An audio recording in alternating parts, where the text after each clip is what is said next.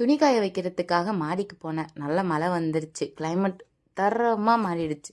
நானும் ரித்துனும் வந்து விளாண்டுட்டு இருந்தோம் கொஞ்ச நேரம். அப்புறம் வந்து அண்ணி வந்து ஆஃபீஸ் விட்டு வர டைம் ஆயிடுச்சு. ஸோ மழை பெய்யுதுன்னு சொல்லிட்டு அண்ணி அழைக்கிறதுக்காக மெயின் ரோட்டுக்கு போயிட்டேன். கால் வைக்கிற இடம் ஃபுல்லாக கன்னி வெடி மாதிரி அவ்வளோ தண்ணி நிற்கிது சென்னையில் கொஞ்சம் பெஞ்ச மழைக்கு. அப்புறம் ஈவினிங் வந்துட்டு இந்த ரித்துன் வந்து மாஸ்க் வச்சு விளாண்டுட்டு இருந்தான், ஸ்பைடர் மேன் மாஸ்க். அதை நான் போட்டு கொஞ்சம் நேரம் ஃபன் பண்ணிகிட்டு இருந்தேன். அப்புறம் நைட்டு வந்து சாப்பாடு வந்து அண்ணி ஆர்டர் பண்ணிட்டாங்க.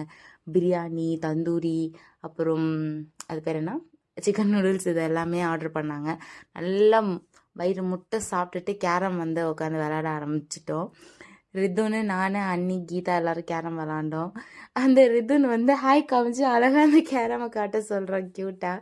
பையன் பயங்கரமாக விளாண்டுட்டு இருந்தான். அப்புறம் அண்ணி வந்து அவன் பாக்கெட் பண்ணி வச்சிருந்த காயினை அடிச்சிட்டாங்கன்னு சொல்லி கொஞ்சம் கோவமாயிட்டான்.